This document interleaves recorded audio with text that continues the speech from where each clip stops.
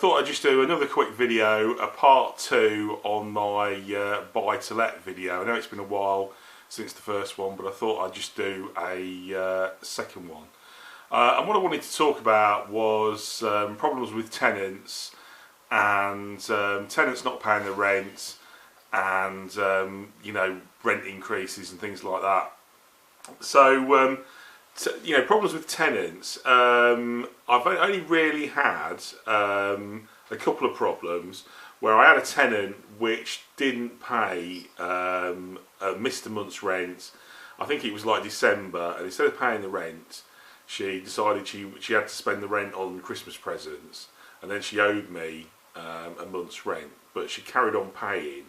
Now how it works is they need to miss 2 months' rent in order to you to serve a Section 21 notice to get them out. So if they only miss a month and then carry on paying, you know, you might be looking at a long time. You might be looking at 6 months or so to get them out. But eventually, she sort of got a council house. She moved out. She paid like a, you know, when you pay like a sort of like a deposit, like for a month's rent in advance. So she paid that, which she didn't pay. Somebody else had paid, and that just about covered the damage and the month's rent that she'd not paid. I had somebody else. It was a good, well, reasonably good tenant, quiet tenant. And he'd been in this house for about 4 years, and I'd really not heard a peep out of him. There'd been no repairs, nothing really going on. The letting agent goes in every 6 months to do their inventory, and every time I got the information, you know, like an email, they were saying that the house was dirty, could do with a clean, but not really sort of too much information. Anyway, he gave his notice in and moved out. And I tell you what, the place was a tip. Like, the shed was full of junk. He didn't empty the shed. The house was really grubby, so it needed a complete repaint, new carpets. There was all weeds growing in the back garden. I had to get a skip, get a builder in, clear the back garden, clear the shed. And I think in the end, it cost me something like about 1,500 quid. So you know, what I think is, like, these letting agents, what they should do, if you've got a problem tenant that's not keeping the place clean, I think in the contract there should be a clause in there that every 6 months they've got to get a company in at their cost to clean the house. You know what I mean? If you get an old boy and he's not interested in doing any cleaning, and there's cobwebs everywhere, the walls are dirty, the bathroom's grotty. You know, I mean, this place, before we moved in, he'd had a new bathroom. You know, it was immaculate when he moved in. But you can imagine, sort of four years later, it was a right tip. But the letting agent doesn't seem to be able to do anything to get them to clean. They sort of say, "Oh, you need to clean," and they just don't clean. And there's nothing they can do. So maybe that's a good idea. If you're doing it yourself or whatever, have a clause in the contract that if the house is not, or the house and the garden, if it's not being kept up to standard, then you know, they've got to pay for a deep clean, a contracting company to come in and clean it every 6 months. You know, and then the last thing is I've just had a tenant which has sent me an email saying that they can't afford to pay April's rent. Now apparently the old boy's been off ill from work, and he said, right, can I miss April's rent and then pay an additional £160 on top of his rent for the next 4 months, to then catching up. And to be honest, I'm quite happy with that. I sort of think, you know, I know it's hard with work and stuff like that, and if you know, you imagine if you break your arm or something like that and you're off work for 3 months, no sick pay.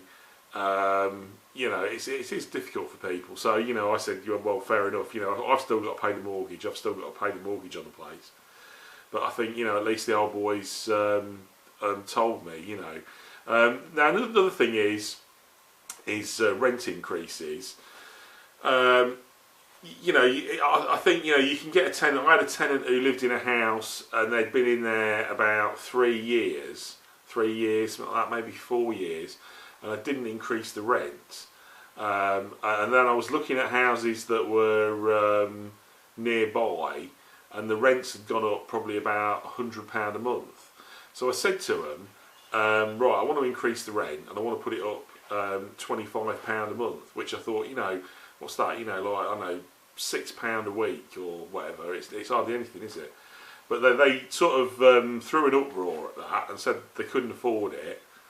And they said, oh, you know, if you increase the rent, we'll move out. And I said, okay, fair enough. If you want to move out, move out. And again, you know, they sort of moved out, and then I incurred a lot of costs. So I had like a void period of probably a month, 2 months. And then while that was going on, I was redecorating, new carpets, cleaning. And to be honest, I don't think it's worth it. You know, I reckon if your tenant's there, and I reckon your tenant could be there 5, 6, 7, 8 years. If they don't want to increase the rent, and they're going, oh no, don't increase the rent. You know, if it's some nominal sum, if you're only going to increase it by 25 quid or 50 quid, and then you're looking at, you know, £1,000 for a repaint and 500 quid for carpets, economic sense tells you that it's not worth it. So, you know, sort of bear that in mind. I wouldn't sort of increase the rents every year. You go, right, we're increasing the rent.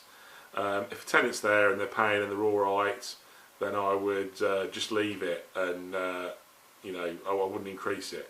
Now, another thing is I keep watching other people's videos about various things, you know, like Section 21 and tax and stuff like that. And there doesn't seem to be a lot of people making any videos about what we call portfolio landlords. Now, at the minute, the government's deemed that if you've got more than 3 properties that have got mortgages on them, you're classed as a portfolio landlord.